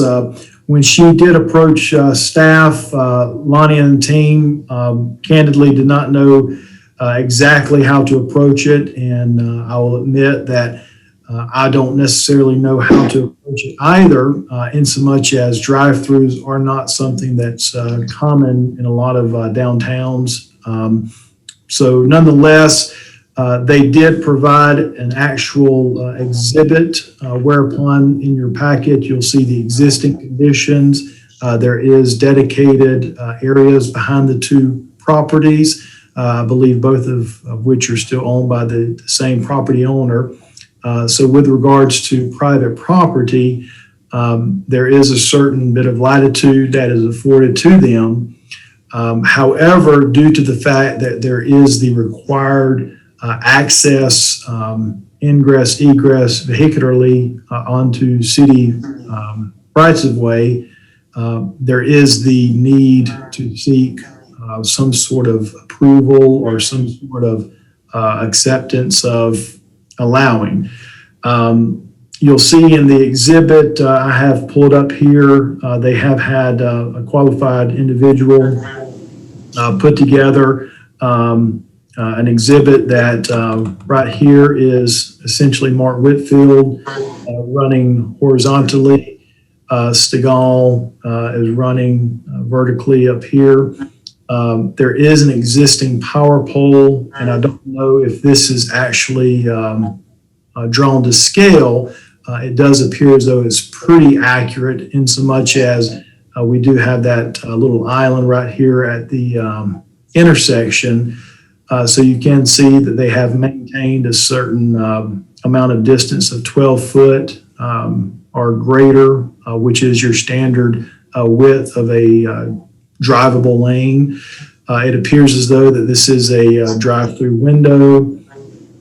So in regards to the presumably traffic pattern, you'd come off of Whitfield through the 2-car stacking and then have to exit onto Stegall. There are existing conditions of parking spaces that would have to be identified as being removed or just done away with to accommodate this. Although in concept, I do think that this is a pretty admirable plan. I do not know what all the implications may be with regards to morning traffic, afternoon traffic, sight distance, et cetera. I don't have a whole lot to say other than I believe the ask, if you will, of the city is they would be interested in seeking our approval of, I guess, encroaching or creating a curb cut of sorts. I'll take you back to the other drawing here. This one isn't to scale as much as the other one, so this one would be a little wider in regards to the mouth. So the concern would be how it aligns with the intersection. So that's kind of a preliminary review from staff. And we do have Lonnie on here, so I would ask if he would have input into this also. Okay, Mayor, Council, when we talked to Becky about this, the first thing that come to mind is the traffic on Mark Whitfield. We have looked at this, been up there to the location. We would lose one parking space for the entrance. The brick on the bottom right-hand corner of the sidewalk, if I'm not mistaken, Georgia Power or the construction company, Pike, is going to be doing some work right there. And if this is going to happen, it would be a good time to allow it, because if they are in reality going to be taking that up, there's no reason to put it back down and then disturb it again. She has assured us, as you've already heard, about the speedy drive-through and not creating a lot of time. I just don't see nothing wrong with the exception of if traffic gets backed up, what is that going to do? But other than that, that's a good plan to me. Thank you, Lonnie. And I think that we have promoted downtown so much that it's an asset to have somebody to have a drive-through, and I think she's going to have that for survival.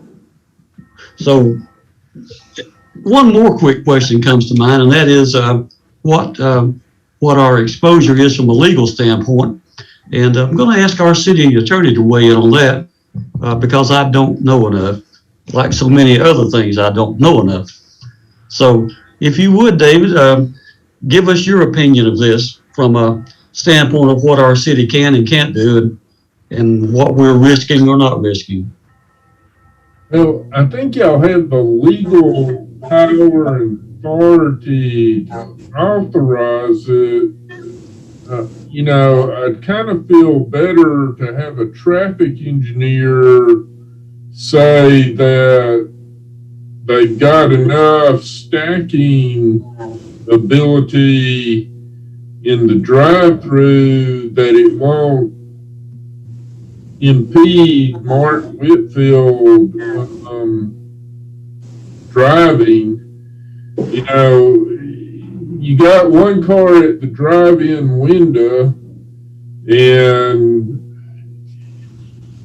they don't really give you a length, so it's hard to tell how many cars could be behind it. But,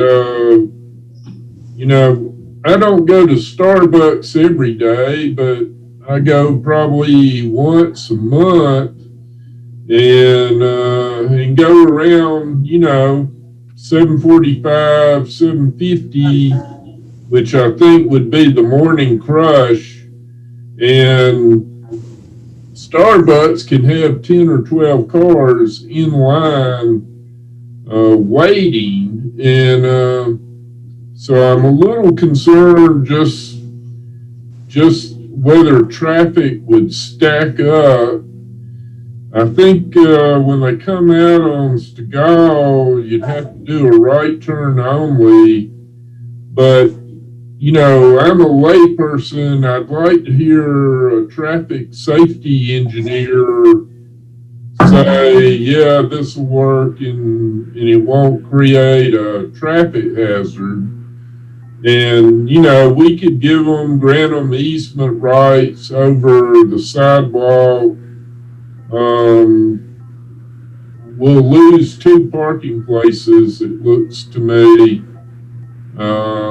which, you know, parking downtown's a little tough, but my biggest concern is during those high volume times, you could easily have more than 3 cars trying to get in, and it's not their fault, but their building is right there at the intersection, so you could tie up 2 streets, which just sort of worries me a little bit. But that's the layperson talking. You know, if a traffic safety engineer gives us an okay on it, I think we're fine from a liability viewpoint. I just sort of worry that you get more than 3 cars and you start impinging on the traffic flow of that intersection in 2 streets. And I'm kind of with David. I'm kind of with David on that. Also, too, there on Stegall, I mean, it might be as simple as changing the direction of the street so they could go back out to the left a little bit safer because of the way the building is. That turning left, that, you know, the building being out there, that's kind of worrisome to me too. If I may? Go ahead. With regard to the timing in the drive, if we are currently from my past high volume drive-through stores like LJ and down farther into Holly Springs and Canton, we are running our numbers right now at about a 10th to a 20th of what their volume is. Even if we double, that would put us with 3 to 4 cars at a time on our morning rush. Honestly, any more than that is a good problem to have in my world. However, we also have a solution should someone at the window decide, well, okay, we're going to order for the entire office, let's say, pick up pastries and what have you. When you take that right out, which Starbucks does a lot, I know you know that they have like a pull forward lane. So if your order is going to take too long, more than that 30 to 45 seconds at the window, we have an option to go ahead and say, if you could take that right and pull forward, we have that side door on the building where my employees can take the drinks out also to keep that moving smoothly. Like I said, we have extensive experience with moving this through. We will also have 3 times the equipment in this drive-through as we do in our cafe, and double the staff, which keeps things moving. I can make 3 drinks in 1 minute. So hopefully we can mitigate this. If the city has any other requirements, we'd be more than happy to work with them, also work with the Georgia Power people with pulling up the bricks. You know, we're very flexible. We want to see this happen for the city and keep more people come down to Main Street. Of course. And thank you, Ms. Cindy. We do too. Council, at this time, I would entertain a motion as to how you would like to proceed with this. Could I just make one comment? Of course. There have been discussions in the past about taking the parking off of that block of Seagull and having a seating area for the restaurants. What would that do? Remember, I've lost you, Jim. You still with me? Yeah, I got you back. All right. My concern is if we had to put the traffic onto Mark Whitfield because of closing Seagull, that first block, what does that do at 7 o'clock in the morning when we're buying coffee and then also running school buses through there? Lonnie, any idea what that would do to? Well, it's really, just according to what is gonna be designed for Stegall, I mean, we've discussed everything from closing it completely to making it a one lane, all kinds of activities in that street. But when I was up there looking at it, that is the bottom, actually the end of the street, and the things that the concrete people that looked at it, they would have suggested that whatever we do, we start stopping in that area. So as far as Stegall, I think it's still open if the council decides to do something at a later date. As far as if it's totally closed, then that would automatically throw more traffic on Mark Whitfield. But You think the school system could still put buses down there if it was turned into a one lane? if Mark Whitfield was turned into a one-way, If Seagull will turn into one way. Stegall is a one-way. Yeah, the buses are going to. I'm sorry, one in the lane. Carroll's, in the buses going to Carroll Street?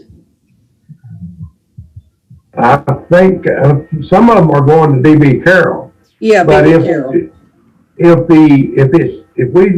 we did away in a later date with part of Stegall Street and did away with the parking and made that a one lane, it would have to be a one lane road large enough to accompany a fire truck for safety measures.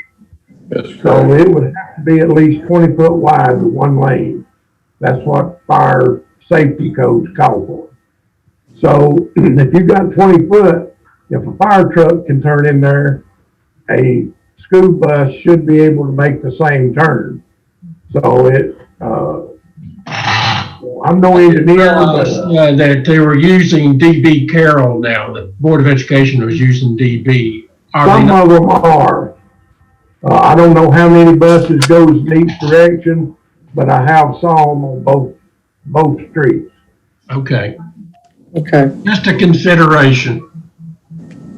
Okay, any further discussion by council at this time? Any questions that anyone wants to ask? Mr. Mayor, if I could just ask a question,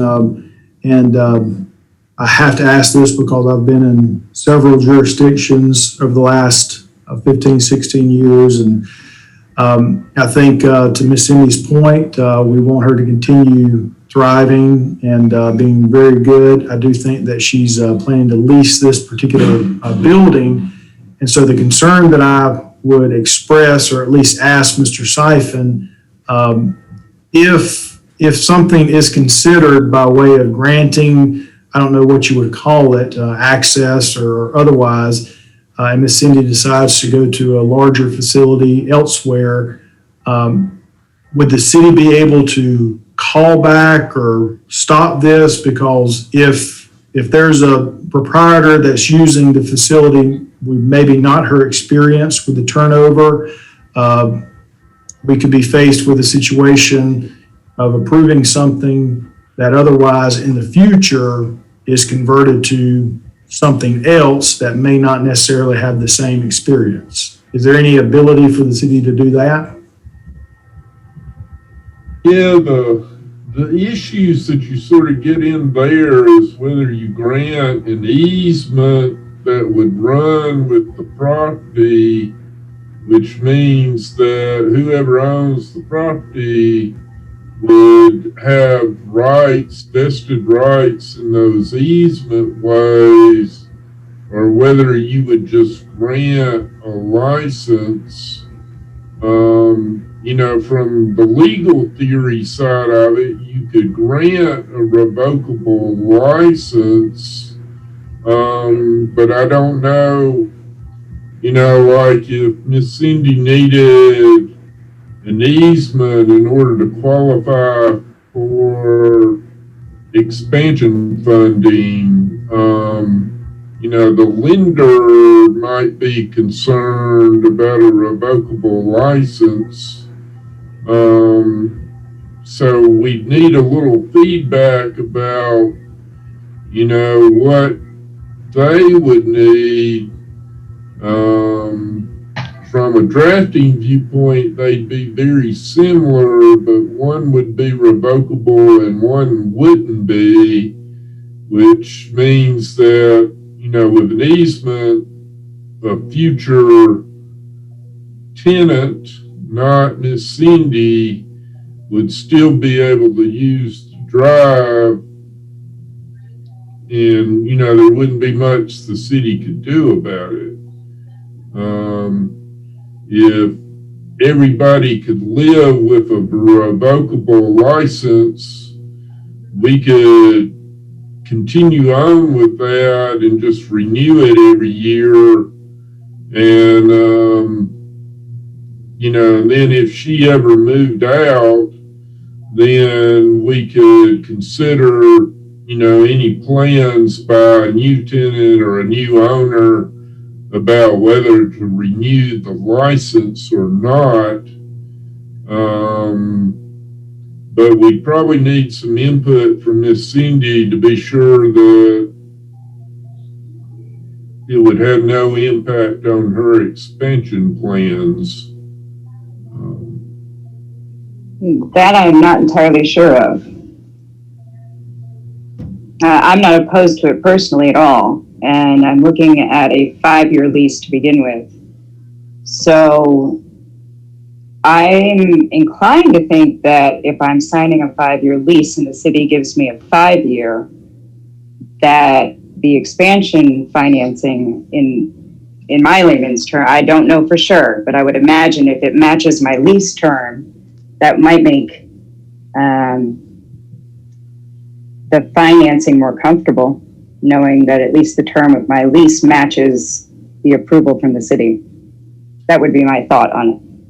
And I would be willing to take that to the bank with that kind of approval. What I think we would have to do from a legal point of view is just provide that the license would automatically renew from year to year unless 60 days prior to the end of the term, the council took affirmative action to revoke the license. And that way we could do that for 5 years. And more likely than not, if there's no issue, they wouldn't revoke the license. But there's some legal issues in granting you a 5-year term because that's beyond the current term of the current council. So if it is an auto renew yearly, unless the council decides otherwise, prior to it renewing year to year, I'm comfortable with that. Well, that'll work from my viewpoint. Council, you have heard everything that we have in front of us. So at this point, I'm going to ask for, what is your pleasure? Mayor, council, I make the motion for the approval of this request in light and in agreement with a revocable license or agreement that is auto renewable. Second. Council, we have a motion and a second to grant this request in light of the fact that we might have or could have a renewable contract with Miss Cindy that's revocable on a yearly basis. Do I We have have legal representation that suggested a traffic study. Is that a possibility? I agree with Doc.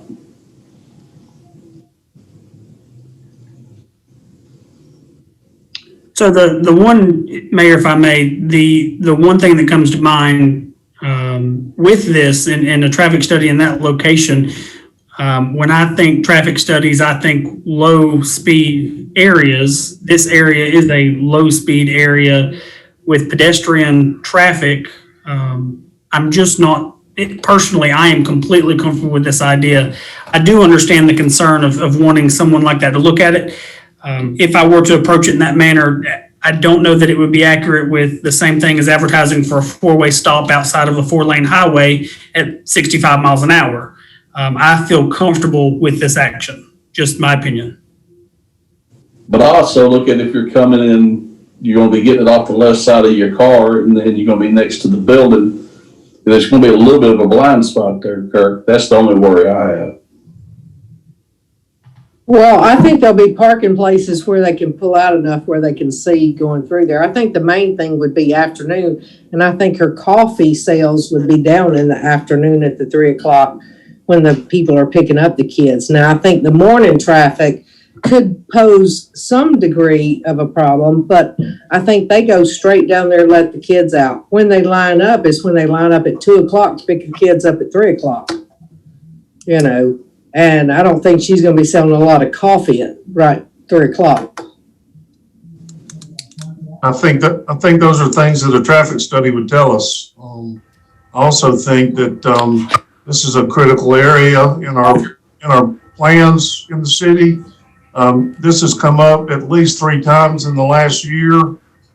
First with the school system, then the brewery, and now with this idea, which I think is a great idea. But I think some professional guidance on how to handle this might help this project.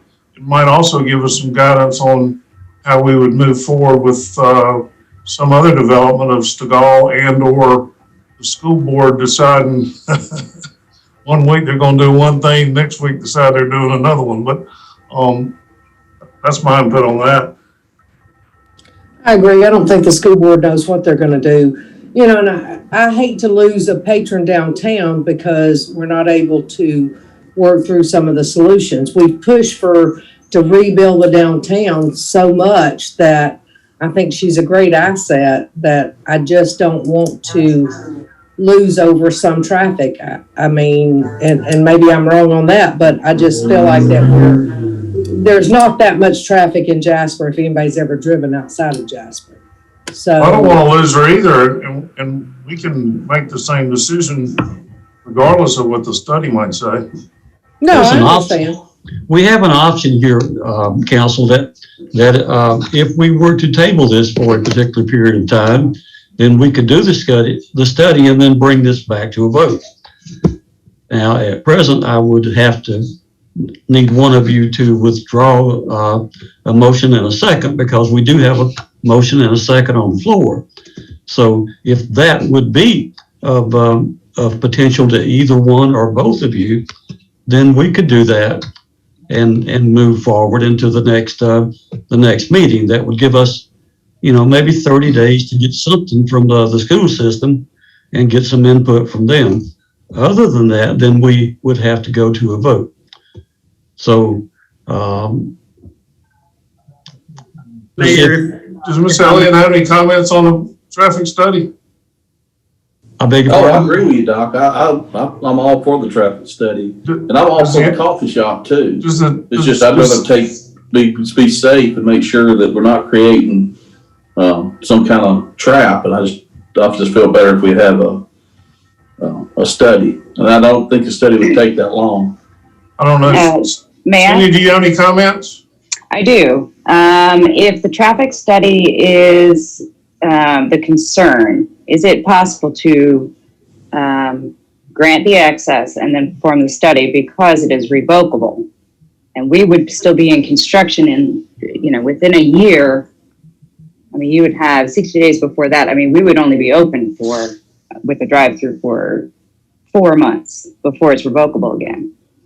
So I can have a study performed and is it possible to still get the approval today and have a study performed after? I would prefer the study first, because I don't want you to go spend a lot of money and them say it won't work. It is time of the essence contractually, Cindy. Yes, I am in a very short-term lease where I'm at right now. So yes. And I don't want to leave the spot I'm in right now. We really love where we're at across from the courthouse. I think it's bringing people to this side of Main Street, which I think desperately right now is needed. There's a lot of vacancy right here. But time is of the essence for me. So anything I could do on my end to get approval from the city, but with some caveats of traffic studies, I'm fine with. Mr. Raffield. Mayor, if I may withdraw my motion and form a new motion, please. Please. I'd like to make a motion that we approve this request with the revocable license or agreement in place pending proper traffic study with positive results. Second. We have a motion and a second to grant the request pending a traffic study and the results of said same. Any further discussion by council? All in favor, please say aye. Aye. Opposed, same sign. The motion carries. Thank you, Ms. Elliott. Thank you.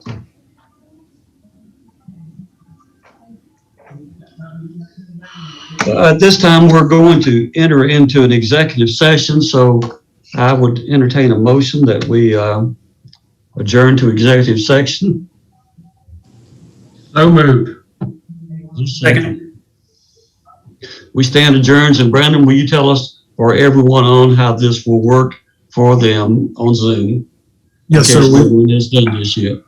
Yes, sir. We are going into executive session whereupon Mr. Syfan will brief you all on some legal matters. The way this works virtually is that I would reach out to Mr. Syfan, the elected, and our city clerk to have a teleconference call. Upon the, return back into, we will just go live again with our cameras and microphones. The recording is still going on. The meeting is still here. I would like to ask the mayor and council that prior to you receiving a call from me, I'm going to need about 3 minutes. So now I'll give you all a call. And I would ask all of elected, please stop your video and mute your computers, please. Entertain a motion that we come back into session. So moved. Second. Discussion. All in favor? Aye. We're back in session. And please. Mayor? Yes, sir. I believe it's our purview if we wish to revisit a motion, as long as it's revisited in the same meeting. That is correct, sir. I'd like to, at a minimum, get some clarification over the last motion that we passed considering the drive-through. Kirk had mentioned, I think his motion said that pending the result of a favorable outcome, I would be amenable to following Cindy's request that she go ahead and begin construction, and then if with a revocable lease, we could, if 1 year we found that it wasn't working out, and or based on a traffic study, that we could revoke it at that time, therefore not delaying her ability to move forward. So would you like to put that as an addendum to the motion that was passed? Yes, sir, I would. Council? Second. Any further discussion? Thank you, Sonny. I agree wholeheartedly. All in favor? Please say aye. Aye. Opposed, same. And that addendum is carried.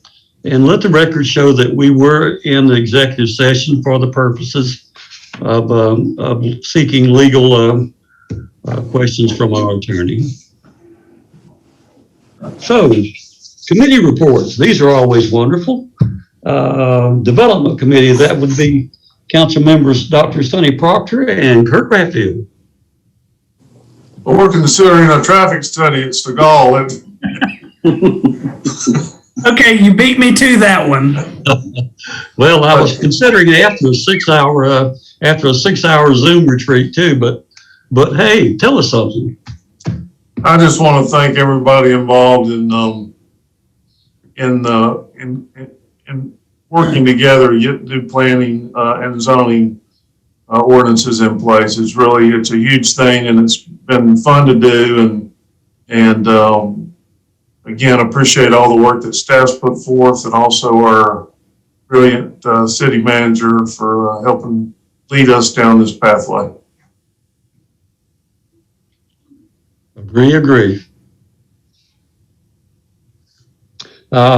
Street and Parks Committee, council members Ann Snavely and John Faust.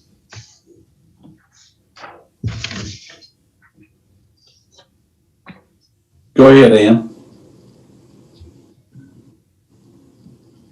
Well, I think we're at the point where from the retreat, we're gonna have, Brandon to move on with, getting the case study to get the not the Peace Park, I'm sorry, the green space going and see how far we can get with that. The other thing is, maybe we're looking to move forward with the Wigginton Park and see if we can get some quotes on making that a bicycle park. And I don't know if all of y'all have looked at the Peace Park presentation, but I think we need to move forward with our signage and everything on it.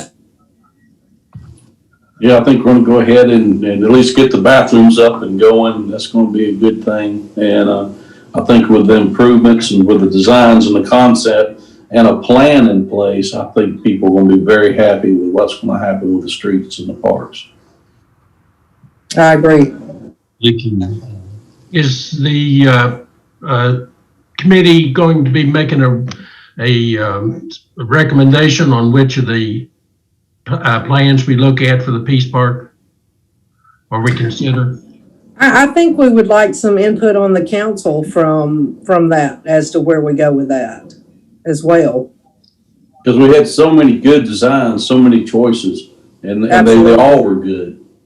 And if I might speak to that for a moment, some of those did not include opening up the space down past where from the old jail down to our plaza, and that was one of the things that was requested strongly by the historical society. So we might need to have a discussion, all of us, and look at that, and maybe even bring back in, I don't know, maybe our progress editor, Dan Pooh, because there was some specific plans that they had outlined that I might not remember everything they said, but I've got a general overview of it.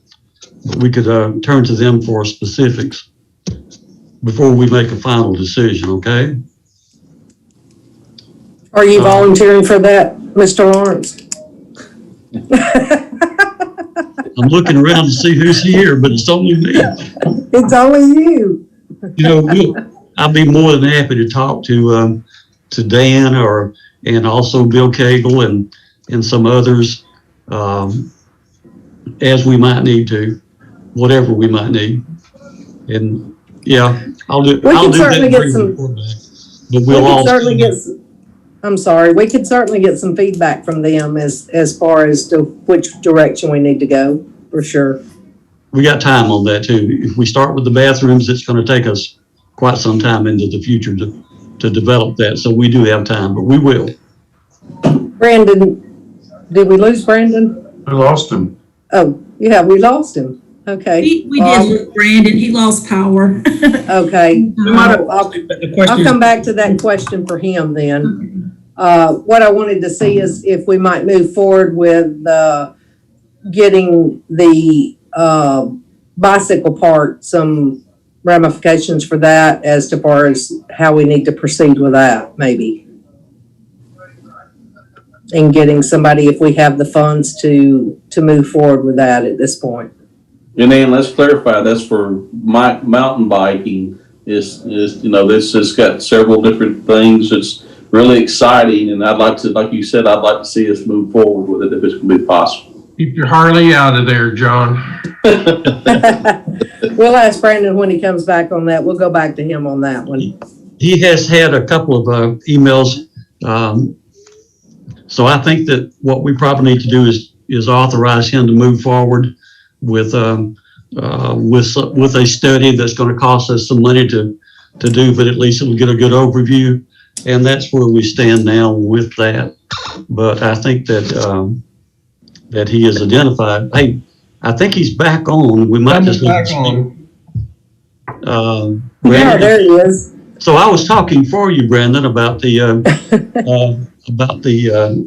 park, the Doris Wigginton Park, and Ann had a question concerning what we needed to do to move forward with that, and so I told her about an email that I think that you had that you're going to now need to spend some of council's hard-earned money and see if we can't go out for some plans.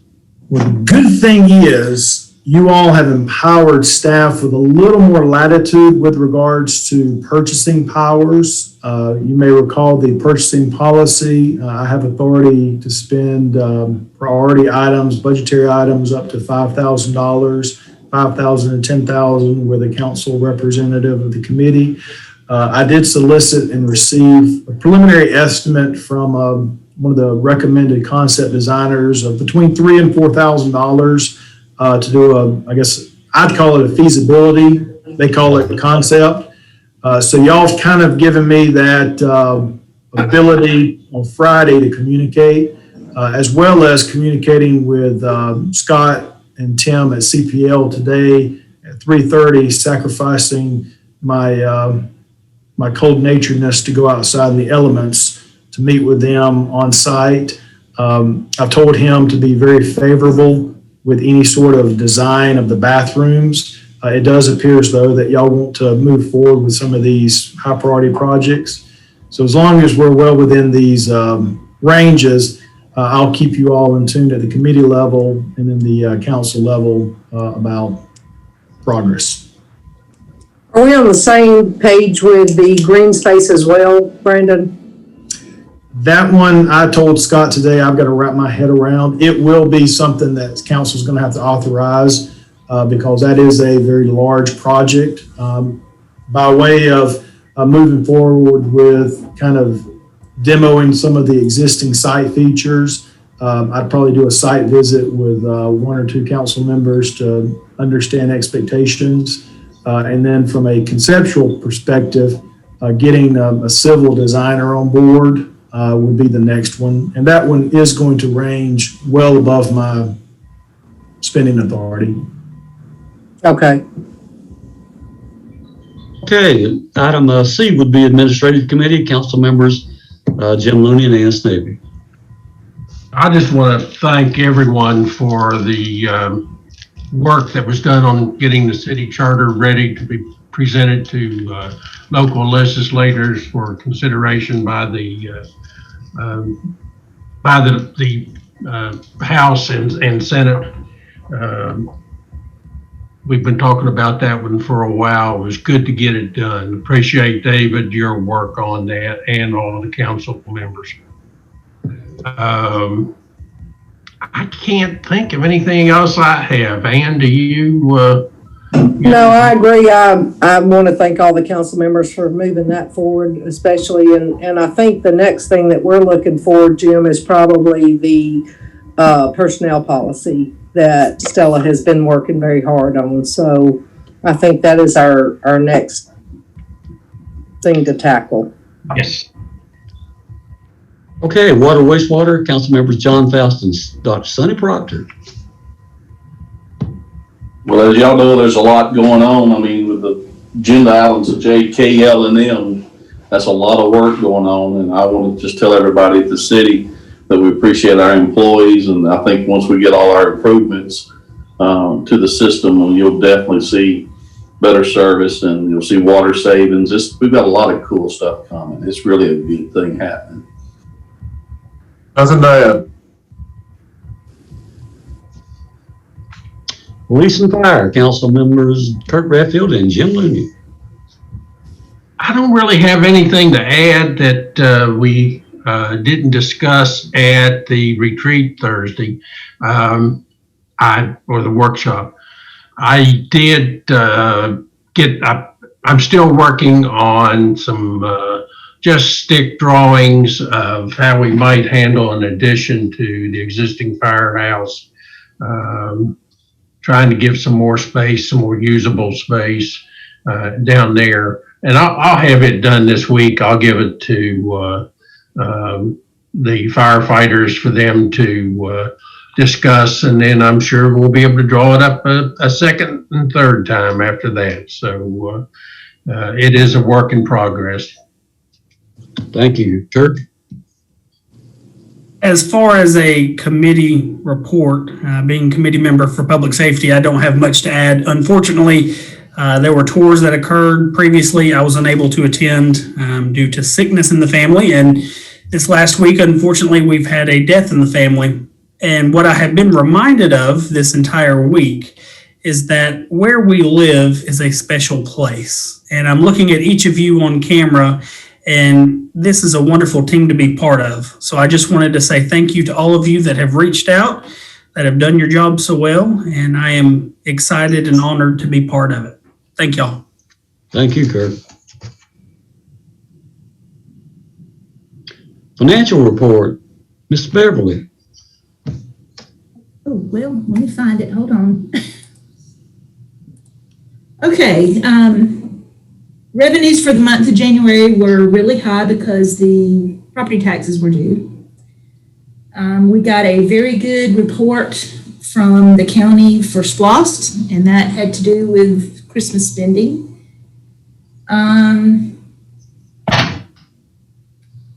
You can see the other amounts, but I did want to announce that we have hired a human resources generalist, and she's supposed to start February 9th. And she'll be working with Stella and with Lindsay and I as we are going through the training on the new software. We have completed the the super user training, Lindsay and I have, and we are starting to do end user training.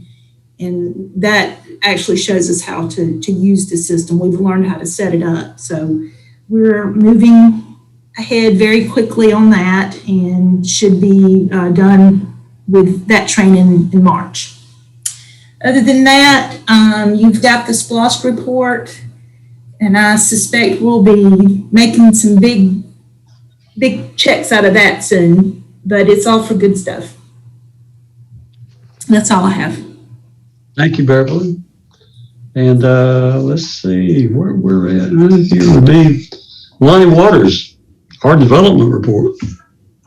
I'm always makes me a little nervous, Lonnie. Go ahead. Okay, we've issued 14 building permits, 5 land disturbance permits, 4 sign permits, totaling over $10,000 last month. We did 65 building inspections, 18 soil erosion inspections, 22 fire inspections, 4 plan reviews.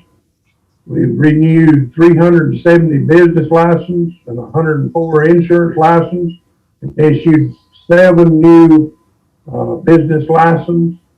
And we're a little nervous about all these new guidelines for planning and zoning. We may make some mistakes, but our team is going to do the best job we can. Thank you. We're sure you will. And Brandon, police reports and fire reports. Thank you, Mr. Mayor.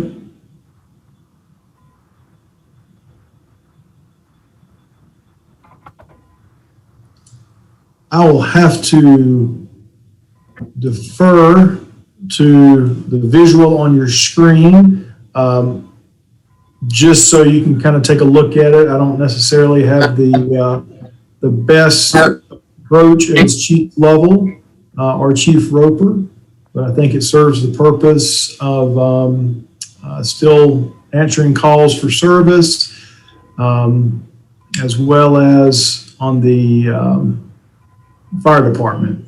One thing I do want to just point out Once again, I'm probably a little more forthcoming with challenges and/or opportunities, but with regards to assistance we receive for our law enforcement, we will have to begin making a more concerted effort of addressing vehicle accidents, and we will not be able to rely upon the Georgia State Patrol as much on the traffic accidents along 515, in so much as there's some other directives that they've been provided. So with respect to some of the sad sob stories I tell y'all about when we have a couple of officers on duty, we will continue to do the best we can, but this does hurt us that they won't be working some of the traffic accidents, freeing up calls for service for elsewhere. So we will have to approach our public safety, both PD and fire, with regards to some of the challenges of personnel and equipment sooner than later. So that is all. Thank you, sir. I want to thank all of our council and all of our staff for doing a really, really great job on this meeting in particular, because, you know, as much as we did last year, it looks like we're going to be on track to do that, if not even more this year. So thank you all for your efforts. Thank you for working together, and thank you for pushing our city to the next level. It's gratefully, gratefully appreciated. And as Kirk Radfield said before, I am honored to be a part of this team. Thank you so much. And I would also gratefully entertain a motion that we adjourn at this point. Thank y'all. Second. Thanks, everyone. Motion and a second. Thank you so much, y'all. Have a wonderful evening.